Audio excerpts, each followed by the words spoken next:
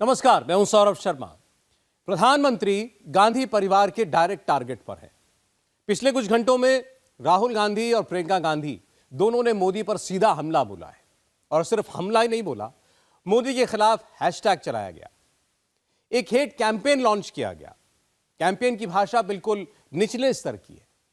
आज एक बात क्लियर हो गई कि प्रधानमंत्री नरेंद्र मोदी को अब तक जो 92 गालियां कांग्रेस की तरफ से मिली हैं, उन सबका कनेक्शन कांग्रेस की टॉप लीडरशिप से तो है।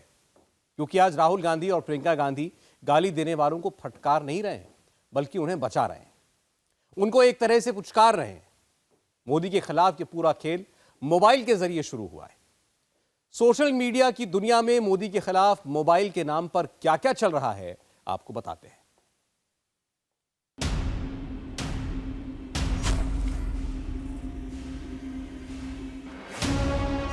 मोदी पर मोबाइल से हमला, हमलावर कौन? क्या प्रधानमंत्री पर हमले के लिए मोबाइल बना है नया हथियार? अगर हां, तो कौन कर रहा है भीड़ में छुपकर मोदी पर प्रहार?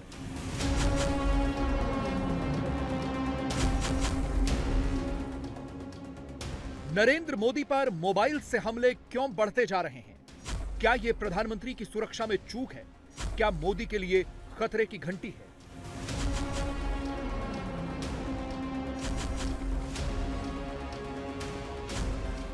डाटा नोट कर लीजिए। 6 महीने में एक या 2 बार नहीं, पूरे 6 बार मोदी की सुरक्षा में चूक की खबर आई है। 30 अप्रैल को कर्नाटक में फोन से हमला, 24 अप्रैल को कोच्चि में फोन से हमला, 25 मार्च को कर्नाटक में एक रोड शो के दौरान दौड़ते हुए सीधे मोदी की तरफ बढ़ा हमलावर। ये उसी वक्त की तस्वीरें हैं, देख लीजिए। बैरिकेड तोड़कर मोदी की तरफ भागने वाला शख्स प्रधानमंत्री के कितने करीब पहुंच गया था। अब इसे मोदी के चाहने वालों का एक्साइटमेंट कहें। पुष्प वर्षा की जगह गलती से मोदी की तरफ फोन फेंकने की घटना को मानवीय भूल कहें या कुछ और, प्रधानमंत्री की सुरक्षा में चूक तो है ही। 24 के लिहाज से मोदी का फुल फोकस दक्षिण पर है।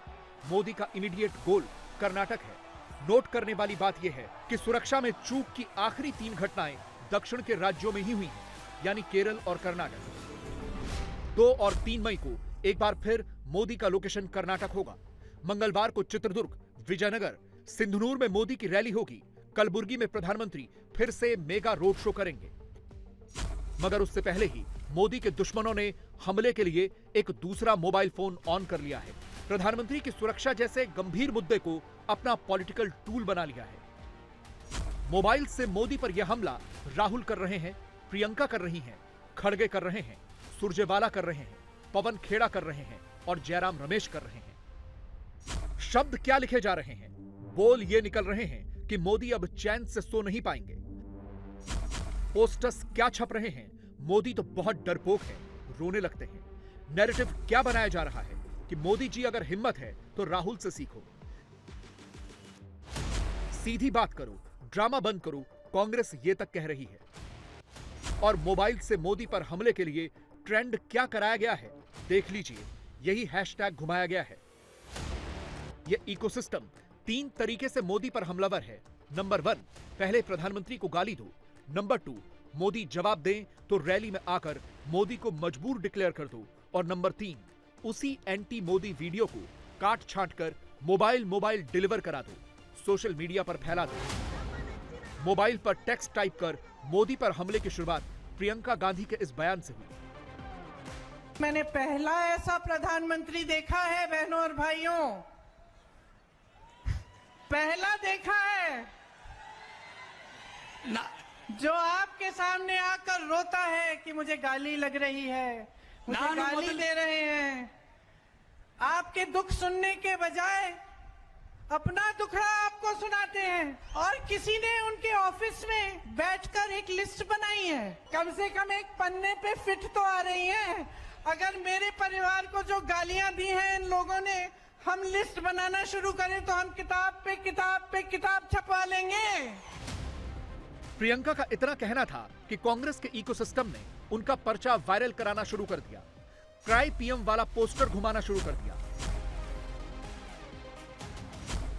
एक ही इमेज, एक ही हैशटैग, एक ही टेक्स्ट, पहले एक टाइमलाइन पर चिपका, फिर दूसरे ने उसे अपनी टाइमलाइन पर कट कॉपी पेस्ट किया। कर्नाटक में कांग्रेस ने अपना गारंटी कार्ड दिखाया, मोदी के लिए विक्टिम कार्ड वाला माहौल बनाया और चंद घंटों के भीतर क्राई पीएम वाला ट्रेंड ऑल ओवर इंडिया शुरू हो गया। हर ट्वीट में मोदी पर टारगेटेड अटैक किया गया, हर रैली में वही टेक्स्ट रिपीट किया गया। राहुल ने भी मंच पर आकर वही बोला जो पहले से तय स्क्रिप्ट का हिस्सा था। आप कर्नाटक के चुनाव में आते हो, कर्नाटक की बात नहीं करते हो, अपनी बात करते हो, अपनी बात करते हो, अपनी बात करते हो। ये चुनाव आपके बारे में नहीं है, ये चुनाव कर्नाटक के जनता और कर्नाटक के भविष्य के बारे में है। आप कहते हो कि कांग्रेस ने मेरे ऊपर 91 बार आक्रमण किया, मगर आप ये कभी नहीं कहते हो कि कर्नाटक के लिए मैंने क्या किया। आपके भाषण सिर्फ नरेंद्र मोदी जी के बारे में होते हैं, आपके भाषण सिर्फ नरेंद्र मोदी जी के बारे में होते हैं। बीजेपी पहले दिन से कांग्रेस पर यह आरोप लगा रही है कि मोदी को गाली देने का ऑर्डर गांधी परिवार की तरफ से ही आता है।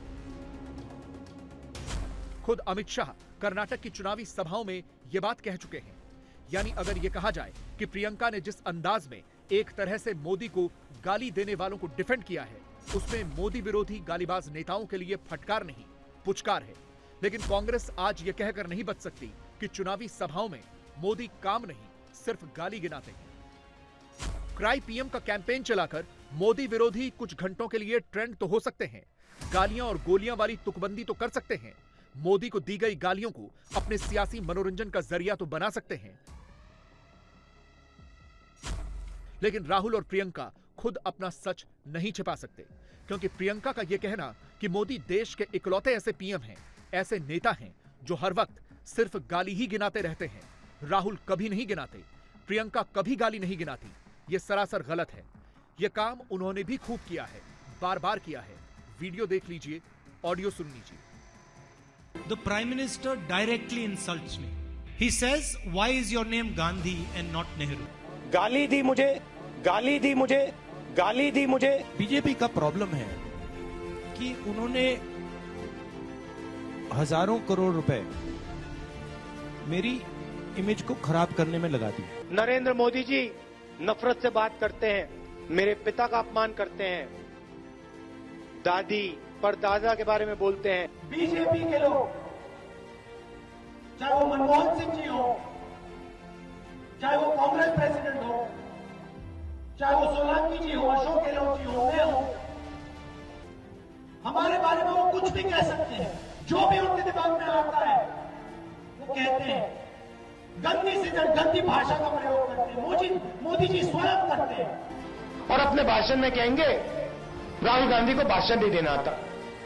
15 मिनट बोलेंगे, कभी खारगे जी के बारे में बोलेंगे, कभी मेरे बारे में बोलेंगे, कभी सिद्धरामैया जी के बारे में बोलेंगे।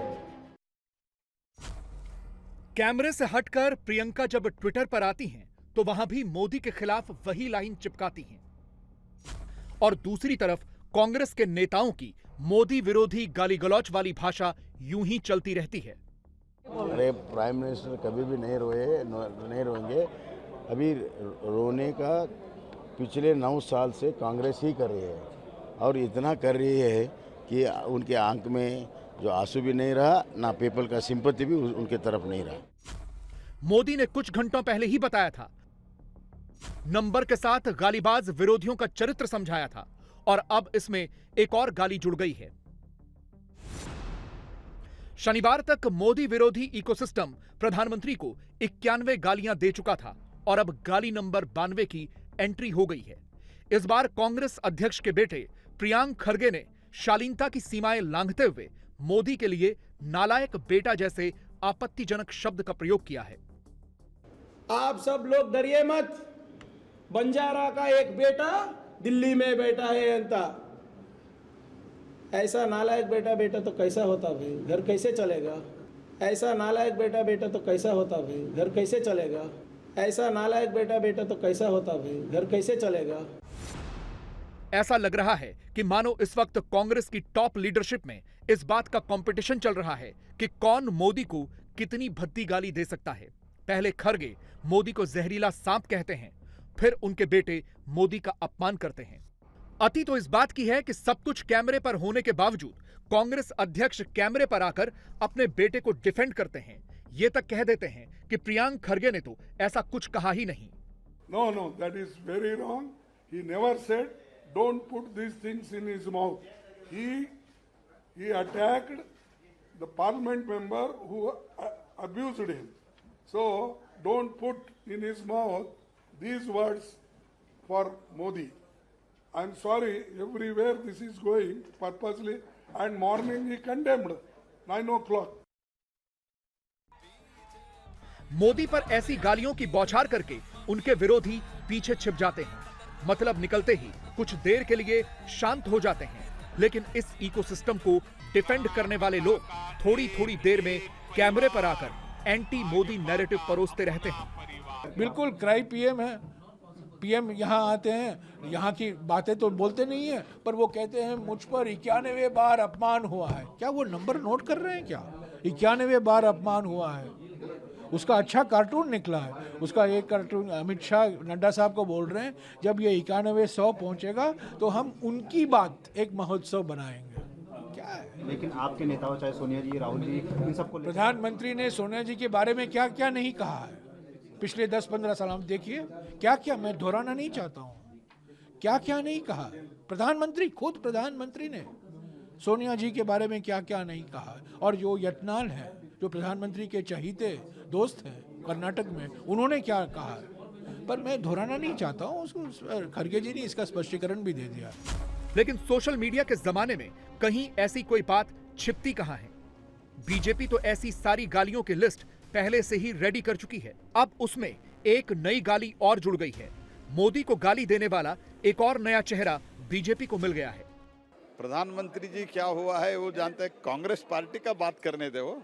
और जो शब्द इस्तेमाल किया है ये तो इनका, it shows their level, the level of understanding, and इनका जो पब्लिक लाइफ में जो डिग्निटी रहना चाहिए उसके बारे में ये दिखाते हैं। एंड जब उनका पिताजी ऐसा अनाप शनाप शब्दों का प्रयोग करते हैं, भाषा का प्रयोग करते हैं, बेटा के बारे में हम ज़्यादा अपेक्षा नहीं रख सकते हैं। पिछले 24 से 48 घंटे का सियासी घटनाक्रम देखकर एक चीज तो क्लियर हो गई है। कर्नाटक चुनाव के लिए वोटिंग होने से पहले तक मोदी को ऐसे ही टारगेट किया जाएगा। अलग अलग मोबाइल निकलेंगे, हर मोबाइल में मोदी को गाली देने वाला टेक्स्ट टाइप किया जाएगा। अलग अलग प्लेटफॉर्म्स पर ऐसे पोस्टर्स को वायरल कराया जाएगा। विरोधी गाली देकर ऐसे ही ताली बजाते रहेंगे, जबकि इससे उलट पब्लिक का सेंटिमेंट सीधे सीधे मोदी के फेवर में जाएगा। मुझे बताओ रानी बंगलुरु वालों, 24 में मोदी जी को फिर से प्रधानमंत्री बनाना है या नहीं बनाना है?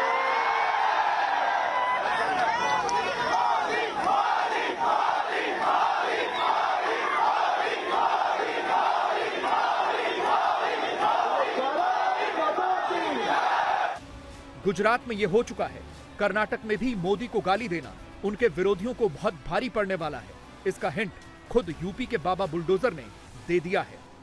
आपने देखा अभी 3 दिन पहले प्रधानमंत्री मोदी जी के खिलाफ किस प्रकार के अपमानजनक टिप्पणी कर रहे हैं। क्या इस उम्र में खड़गे जी को ये सब शोभा देता है? क्या ये शोभा देता है? ये दिखाता है कि कांग्रेस हार रही है और उनके पुत्र की जमानत जब्त हो रही है। यह दिखाता है कि जैसे खड़गे जी को 1,25,000 वोट से बीजेपी के कैंडिडेट ने लोकसभा इलेक्शन में, जनरल इलेक्शन में हराया था, ऐसे ही यहां से बीजेपी का प्रत्याशी श्री मणिकांत राठौर भारी बहुमत से उनके पुत्र को भी परास्त करने वाले हैं। भाइयों बहनों, प्रधानमंत्री का अपमान राष्ट्र का अपमान होता है। खड़गे जी कांग्रेस के अध्यक्ष होने के बावजूद प्रधानमंत्री जी के प्रति अपमानजनक टिप्पणी करते हैं। ये भारत का अपमान करते हैं, भारत की 140 करोड़ जनता का अपमान करते हैं। और इसलिए भारत का अपमान करने वाले किसी व्यक्ति को हमें स्वीकार नहीं करना चाहिए। क्या कर्नाटक में बीजेपी को 105 सीटें मिलने वाली हैं? 113 सीट से सरकार बन जाएगी? क्या राहुल गांधी 26 सीटों से फिर पीछे रह जाएंगे? क्या मोदी के पहुंचने से एंटी इंकम्बेंसी खत्म हो गई है? कर्नाटक पहला राज्य होगा, वो भी दक्षिण का, जहां बीजेपी सरकार रिपीट हो सकती है। 2023 का ये इकलौता चुनाव है जिसके बारे में तमाम सर्वे कह रहे हैं कि कांग्रेस यहां आगे है। बीजेपी के नेता भी मानने लगे थे कि बीजेपी पिछड़ गई है, लेकिन नया सर्वे देखकर लगता है कि बाजी पलट रही है। सर्वे में कुछ हजार लोग ही शामिल होते हैं। ग्राउंड पर 5 करोड़ 5 लाख वोटर हैं। ग्राउंड की रिपोर्ट क्या है? इंडिया टीवी के south India bureau chief T Raghavan की रिपोर्ट देखिए।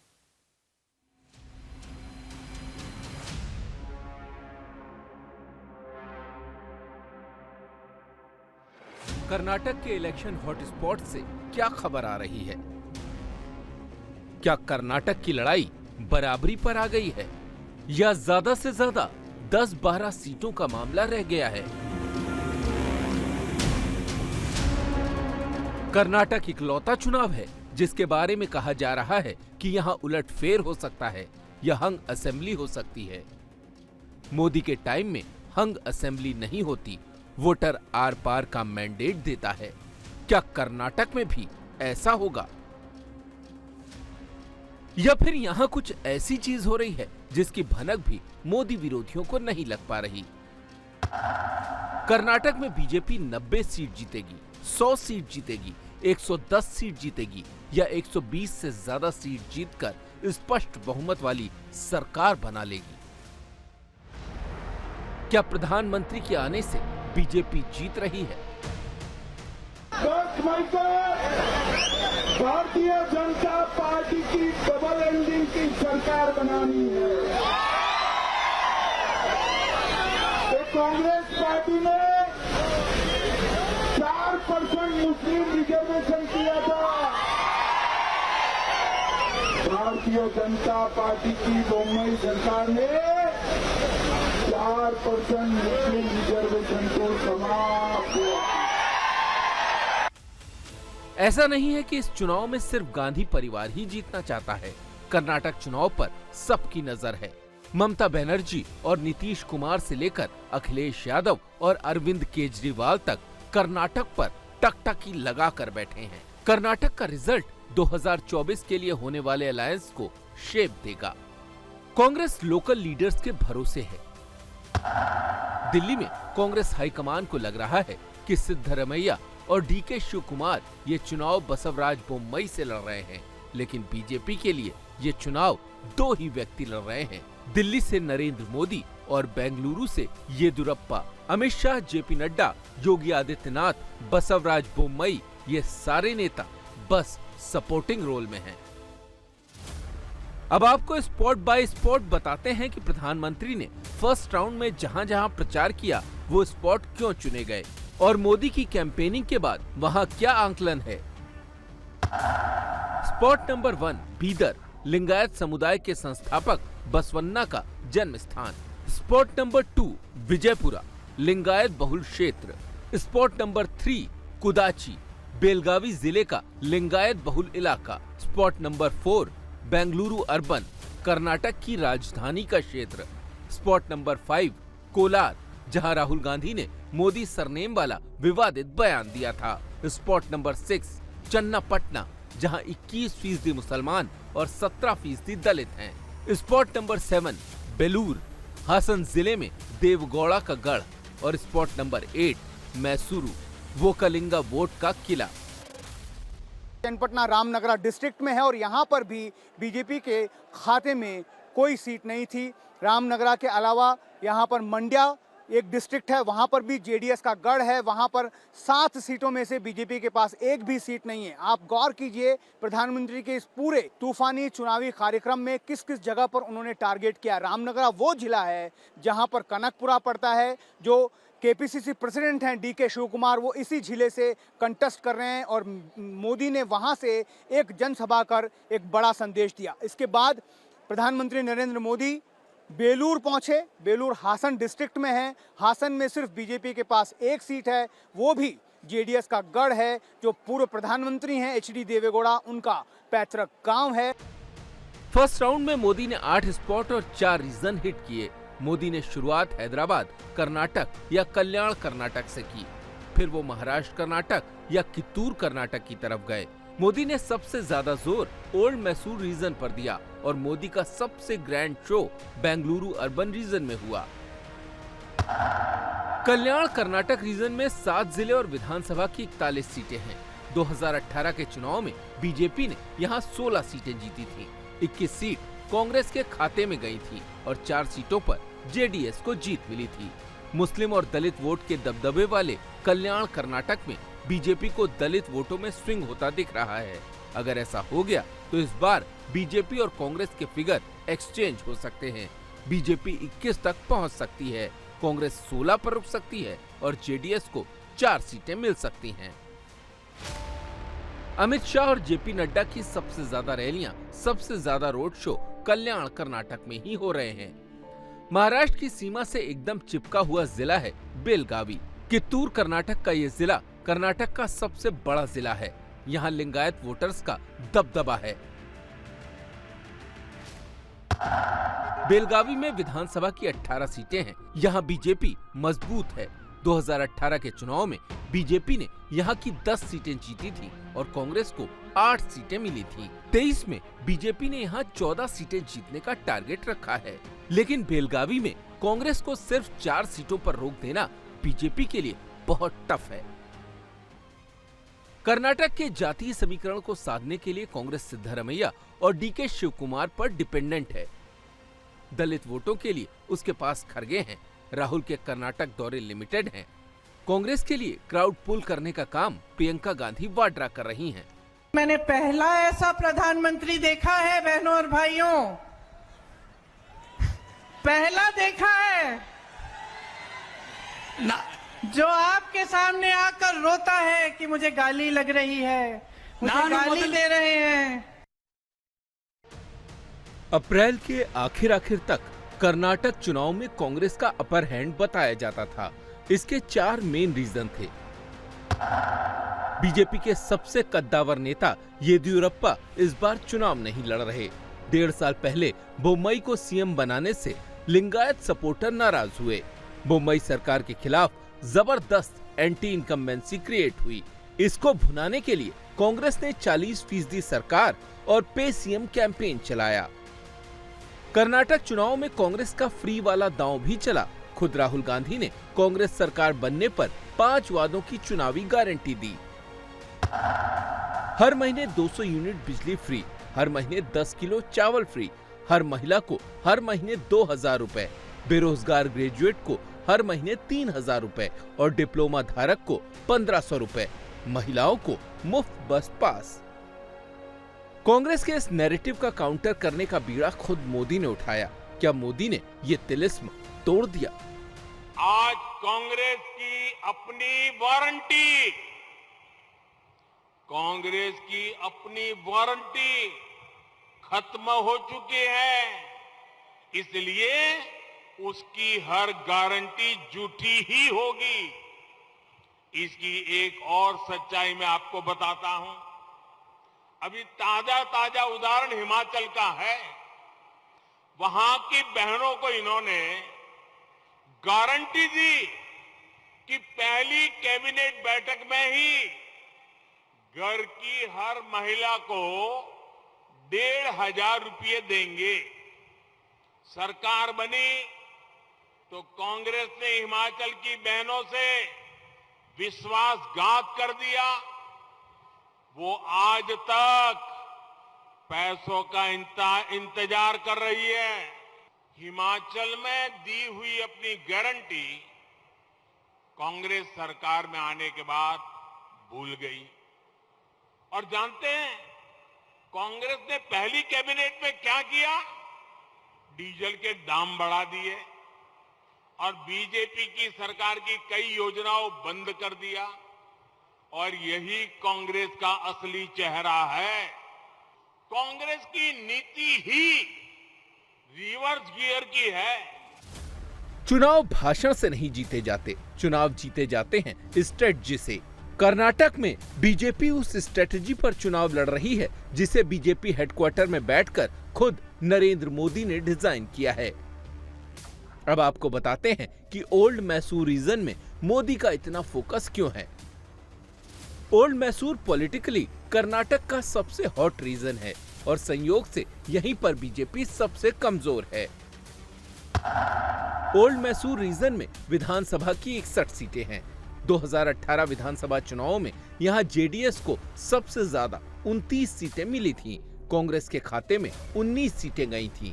बीजेपी को 11 सीट और अन्य को 2 सीटें मिली थीं। ओल्ड मैसूर रीजन वोकलिंगा का किला है। ये देवगौड़ा का गढ़ है। सरकार बनाने के लिए यहाँ कांग्रेस और बीजेपी दोनों को करिश्मा करने की जरूरत है। जेडीएस के कुमारस्वामी की एक ही कोशिश है कि किसी तरह हंग असेंबली हो जाए, जिससे 30-35 सीटें जीतकर भी वो एक बार फिर सीएम की कुर्सी पर बैठ जाएं। मैसूर की सड़कों पर मोदी 4 घंटे पैदल चले। क्या इससे मैसूर का इक्वेशन बदला? क्या जो लोग बोम्मई से नाराज हैं वो कांग्रेस को वोट दे देंगे? यहाँ का दलित वोट खरगे के पीछे जा रहा है क्या? मैसूर में इंडिया टीवी के south India bureau chief T Raghavan ने ये सवाल सीधे वहाँ के लोगों से पूछे। मोदी के फेस देख के आदमी लोग वोट डालता है इधर। कम से कम 180 to within 200 तक मिलेगा। ये यहाँ के जो चुनाव अभी हो रहे हैं ये रीजनल इश्यूज पे हो रहे हैं कि नेशनल इश्यूज पे हो रहे हैं? रीजनल भी आदमी लोग रीजनल भी सोचता है, नेशनल भी सोचता है। Modi wave starts in Karnataka, surely BJP will gain from 110 to 120 seats. Game change होता है सर, गेम चेंज होता है। हम पूरा विश्वास है हमको बीजेपी आता है इस बार, जैसे कर्नाटका में। देखिए ये महिला हासन से आई हैं। हासन वो जगह है जो कह सकते हैं कि एक गढ़ है जेडीएस का। वहाँ पर बीजेपी 1 सीट जीती थी 2018 में, बाकी 6 सीटों पर हार हुई और वहाँ से इतनी दूर से ये प्रधानमंत्री को देखने के लिए मैसूर आए हैं सर। जिन्होंने वो 40% का इशू उठाया, उनका ऊपर भी केस चल रहा है क्योंकि वो बेसलेस एलिगेशंस के हैं। एलिगेशंस कोई भी कर सकते हैं लेकिन उसको प्रूव करना इतना आसान नहीं है और उनके पास कोई भी उनका अधिकार बनाने के लिए वो अपना गेम्स और टूल किट जैसे कुछ कर रहे हैं, इस्तेमाल कर रहे हैं। देश का भला कर रहे हैं वो आदमी, इसलिए खास से भला कर रहे हैं बस। दूसरा कोई भी भला करने वाला कोई व्यक्ति नहीं है मोदी के अलावा। मोदी जिंदाबाद, बीजेपी आएगी सर। बीजेपी आएगी? हाँ बीजेपी आएगी सर। जितने भी सर्वेज हैं, ओपिनियन पोल हैं, वो सब तो कांग्रेस को लीड दिखा रहे हैं यहाँ पर। वो दिखाने दीजिए, दिखाने के चबाने के दांत अलग है, खाने के दांत अलग है सर। बस वही है, बीजेपी जिंदाबाद। इस बार तो येडियुरप्पा जी चीफ मिनिस्टर नहीं है, वो तो चुनाव ही नहीं लड़ रहे हैं। वो सीनियर आदमी है ना। वो 9 इयर्स में मोदी जी सब कुछ कर दिया है। भारत का आन बान शान सब ऊपर हो गया है। क्या होगा इस बार फिर कर्नाटक में? पूरा इस बार कर्नाटक में बीजेपी आता है, डबल इंजन सरकार आता है। बीजेपी को अभी कर्नाटक का एक ही प्री पोल सर्वे पसंद आ रहा है। इसमें बीजेपी को 105 सीटें मिलती हुई दिख रही हैं। कांग्रेस के खाते में 87 सीटें जा रही हैं और जेडीएस को 32 सीटें मिल रही हैं। ये सर्वे तब का है जब मोदी के कैंपेन का पहला राउंड ही हुआ है। अभी 3 राउंड बाकी हैं। मोदी अभी कम से कम 15 रैलियां और रोड शो करने वाले हैं। मैसूर से पहले मोदी ने बेंगलुरु अर्बन में रोड शो किया।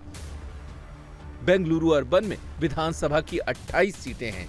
यहाँ का जातीय गणित बीजेपी और कांग्रेस दोनों के लिए 50-50 का मामला है। अर्बन वोटर्स का झुकाव मोदी की तरफ है। पीएम के रोड शो से बीजेपी यहाँ की 28 सीटों में से मैक्सिमम सीटें जीतना चाहती है। क्या ऐसा हो पाएगा? कोई भी किधर भी आ जाओ, हमारा मोदी है, बीजेपी है, बीजेपी का एक ट्रेंड है, वो आएगा जरूर आएगा। फायर ब्रांड है इधर। हाँ, इधर बहुत काम अच्छा किया था, इसलिए बीजेपी 100% आता है। सर मैं काम को देख के वोट दूंगी, मोदी जी को देख के वोट नहीं दूंगी, आदमी को देख के नहीं वोट दूंगी। काम क्या करते हैं वो देख के वोट दूंगी। कैंडिडेट ने अच्छा काम किया है यहाँ पर? हाँ अच्छा काम किया है सर। हम लोग गॉडफादर फॉर इंडिया मोदी।